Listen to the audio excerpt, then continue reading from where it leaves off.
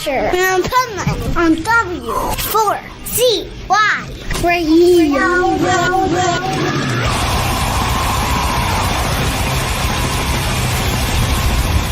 This is the Pipe Man here on the Adventures Pipe Man W4CY Radio. And I have a very cool guest coming on because her music is pretty badass. So let's welcome to the show Tommy from the Conflux Collective. Hey, Pipe Man. Everybody, how are you? I got to tell you, as I was saying it, I was thinking to myself, tell somebody to say that 10 times fast. It's not that easy. No, it isn't. Like, as I was saying it, I'm like, don't fuck it up. Don't fuck it up in my head. So tell us a little bit about how this resurrection happened to create this In the Wake of Saturn. I love the name of that. I just love that title. Nice. Thank you. Yeah, I did quite a bit of research to come up with that. So, well, I'll start from the beginning. The resurrection, it was a very simple process. But, you know, as things are sometimes simple, they're not easy necessarily. Yeah. Basically, I had tracks already pre-recorded on a hard drive that was sitting there. I moved across the country and all kinds of things happened in the last 10 years. And it was getting on my nerves. I was like, dude, those tracks are killer and nobody's ever going to hear them unless I do something about it. So I managed to get in touch with Chase, our guitar player, he had been ghosting me for a number of years, and I took over the socials and the Bandcamp and all that, and I was like, all right, let's get this done, because now I have a home studio and all that. I know what I'm doing. I can play guitar. So one of our challenge was we couldn't find a bass player of the level we needed to commit to actually track. Yeah. So I thought, you know what, I have a pretty good bass. I'll set it up in drop B and I'll just record it. So that's how it all started. I did the bass, I did the drums, I wrote the lyrics, I made the patterns, and then once I had everything ready, I sent that out to the vocalists, and I had a couple of rejections, mostly because dudes were just way busy. Like I was hitting guys that were on tour, like, and have families and all that. So, but I'm happy with the lineup that we finally were able to gather. They're amazing. Like they all blew me out of the water in terms of commitment and turnaround time and performance. Nice. Yeah, and you're right, man. It is so hard, I think, after COVID, like everybody's working so hard. Like even me, I go on tour and I do media coverage at music festivals. And this year I was like, man, I need to do a few less this year, because like last year was one weekend after another from like February till November, which is longer than usually the festival season is. And it was just, everybody's been trying to make up for that lost 2 years that we had. Absolutely. You know, it broke a lot of stuff. It broke everybody, right? Exactly. And so I think artists have to work harder than ever now to try to play catch up, you know? You have to be definitely smarter than ever and more polyvalent. And, you know, that the scene has changed so much. And also the business has changed. It's almost unrecognizable, you know, in terms of, I mean, there's a lot of opening opportunities, and also there's a lot of things that are way more complicated than they used to be. So yeah, you have to navigate that, and if you don't have management, especially, you gotta be pretty clever. Yeah, no doubt. Like, it's funny, while you were saying that, I was thinking back to, you know, the days of the beginning of death metal, like when I used to see Possessed back in the day in the 80s, and you know what they had to do compared to what a band like you has to do today is so drastically different. Like you have so many jobs, not just a musician. Yeah, I was tired once I finished all that, and I'm still doing it. I'm still editing some videos right now, and you know, creating reels and just and interviews, which I'm grateful for. But all of that, so I'm doing it all, so it's pretty tough. But like, I mean, like the hard part's done now. The album's out. Yeah, I've got John Asher helping me out with PR. He's doing a great job, plugging me in and helping me follow up, helping me navigate all that. But yeah, especially for a band that doesn't tour, and we had a little bit of history, but it was dormant for so long. It's a bit of a challenge to bring everything up to speed for sure. Well, I think it's also a good time for you to do it too, because I think the world needs your music more than ever now, and not just because of the music, but because of the message. Well, I appreciate that, man. That's pretty cool. If you think that, it's definitely a deep album in the Wake of Saturn. I mean, I put my heart and soul into that thing, and so I really wanted to do something that's in the progressive matter of being reflective and being forcing people to think and to maybe to meditate a bit. No doubt. And, to me, music is the great uniter and the greatest therapy there is. And I think this is what this album brings to our community for sure. Oh, it's wicked, man. I appreciate that. It's awesome. So, how do you feel it's different for you creating this music or even updating it? Because some of it was stuff you did a while ago, but you updated it to today. How do you feel it's different now compared to back when?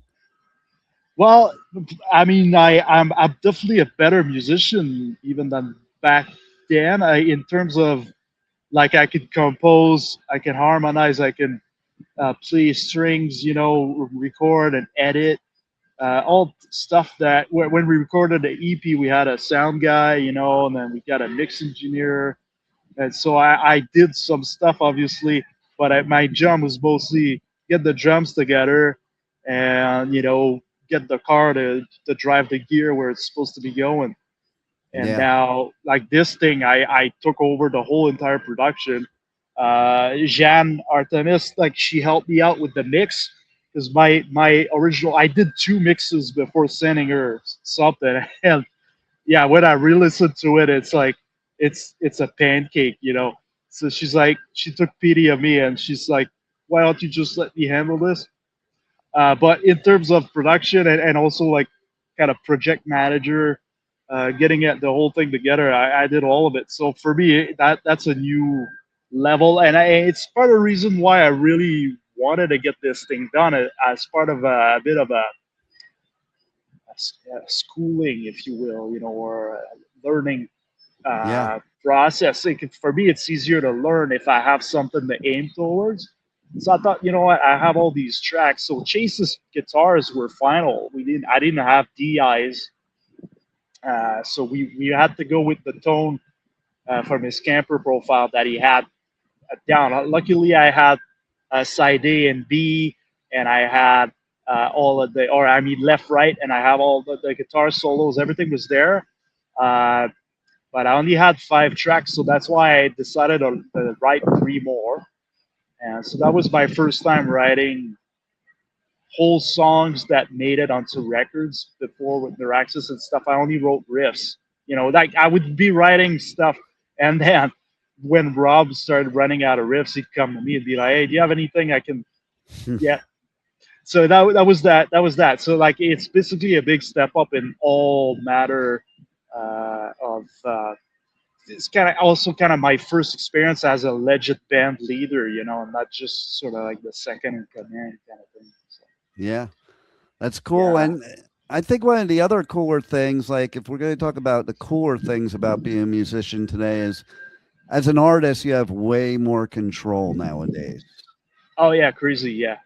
Yeah. As long as you master the tools, you basically the sky's the limit, right? Like the limit is getting it to the audience. That's Yeah. where the big challenges is navigating the social media because everybody's in for themselves, right? So they'll try to cap you, they'll try to sell you advertisement, Yeah. and advertisement doesn't always translate into sales either. So you have to just sort of play the game and play it slick. No doubt. You have to be a lot smarter, I think, too, because you don't do live shows. So, That's a tough one, yeah, for sure. right? You got to be creative in what you do to get it out there, for sure. Yeah, yeah. The Conflux. I mean, I would love to get like we'd have to get a live lineup, but it'd be kind of hard because Chase doesn't really play guitar anymore. He told me, and so I'd have to get somebody to learn all this stuff, and it's not easy. It took me 8 months to track the bass because I didn't have tabs, right? So I had to lift everything basically note for note by looping the looping the DAW, Right. and it was pretty crazy, man. Like it was a lot of work. So yeah, so and this kind of band too, it's kind of hard to say, oh yeah, are we gonna play like 5,000 people a night? I don't think so, right? We're gonna start playing like bars and coffee shops and clubs, like tiny clubs. So Yeah. it's kind of a big undertaking for that. I'm sort of aiming towards a different kind of project next, and that if I go back on the road, I want it to be something a little bit more, uh, a little bit less blast beady and a little bit more easy on the body. Not because I'm lazy or anything. It's just I'm getting old, and I just want to have something I can sustain and maybe build a brand this time instead of just doing one-off albums. Maybe build a brand that I could get some momentum, get signed, and all that. So that's What a kind of great point, too, because I think about that often. I look at drummers that have been doing it for a long time and yeah, in extreme metal, like I'm like, how are they still able to do it? You know, you look at most people at certain stages of life, they can barely walk, much yeah. less, play Well, brutal thankfully, I'm drums. not at that point yet. But Right? Exactly. But like it is tougher, I think. It's easy when you're a teenager to like have everything it takes to make and play brutal drums. And I say drums specifically because I look at drummers like I played drums for 9 years when I was a kid. I sucked, but look at you know, yeah, but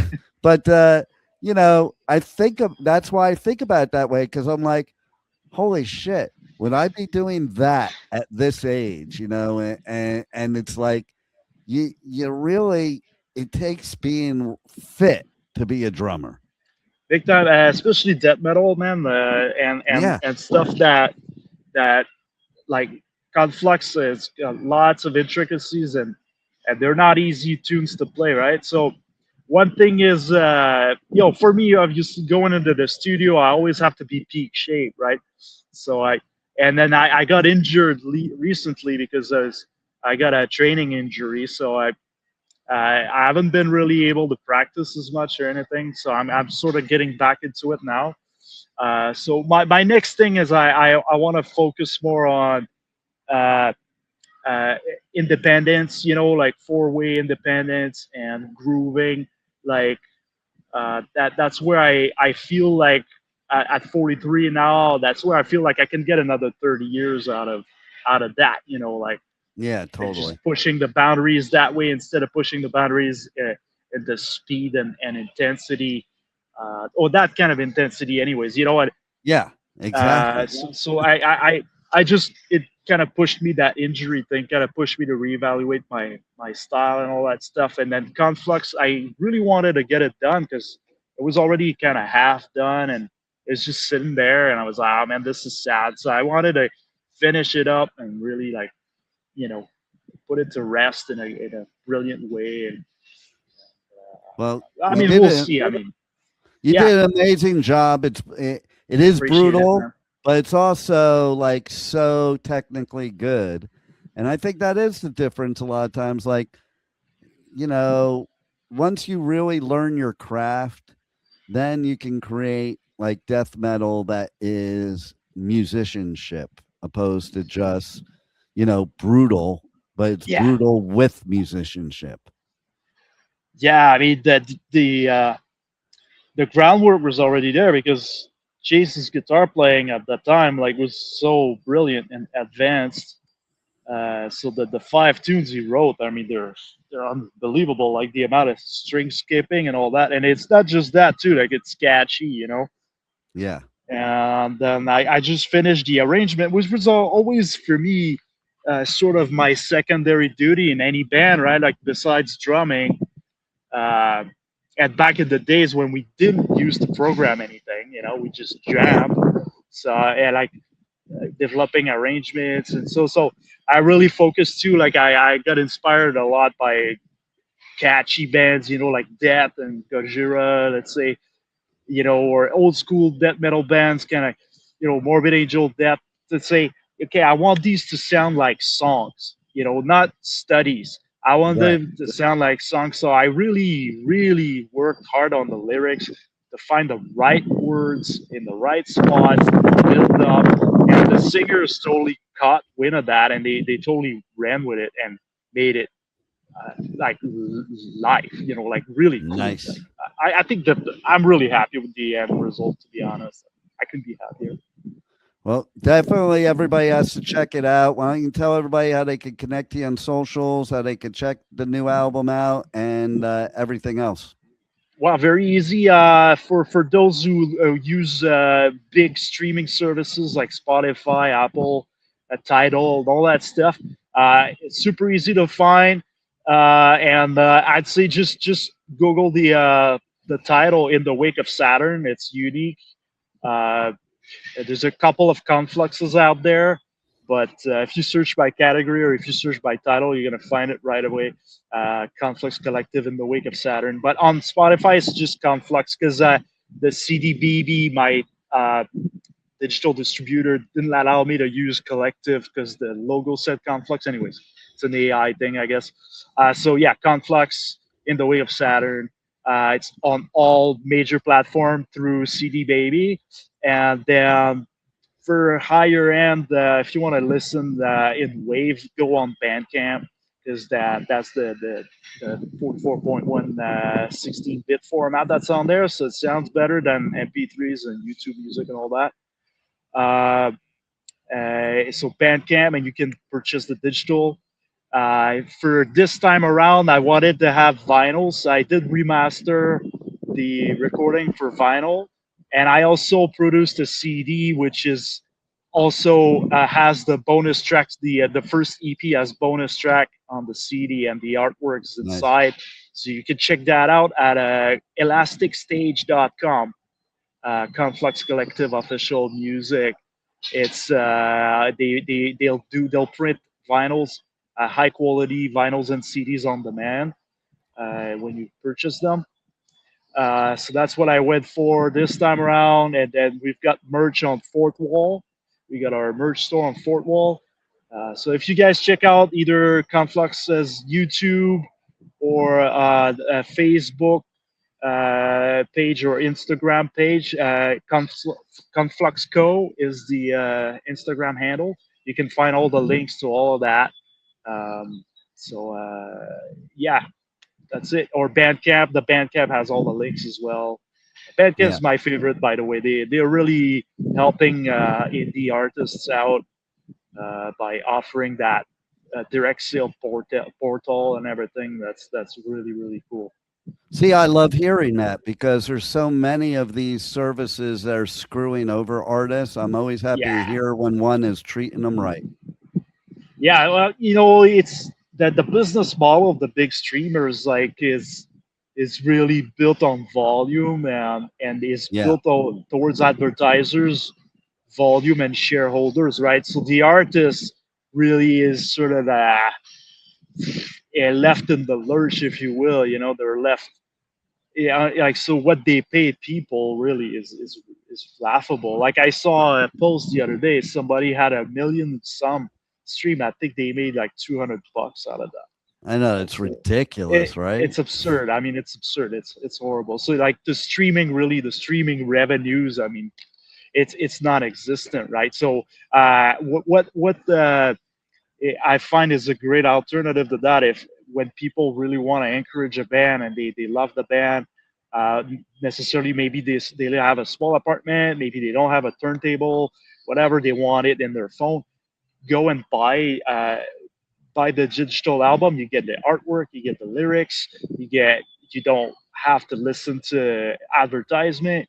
and it's not very expensive. You can carry it with you. You can copy it, and it sounds great because it's the actual format in which it's meant to be listened to, with all the depth and all the details that's there. So Bandcamp's great for that. You can buy the WAV files and stream them on the app as well, and it's very good for that. So I encourage everybody to do that. Definitely. Yeah, so that's cool. Everybody check it out. And do you have any final words for our listeners?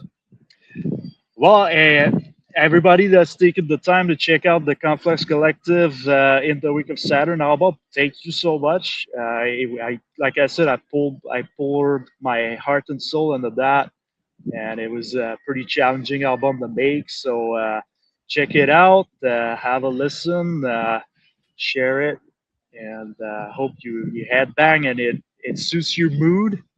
There's a little bit of everything on there. And then it's good to see you again, Pipe Man. We talked last time about Derelict. So Derelict's coming up with a new album that's going to probably be out next year or something. We're going into mixing towards the end of this year. So I'm working on drum tracks right now. Yeah, man. Well, I'll promote that.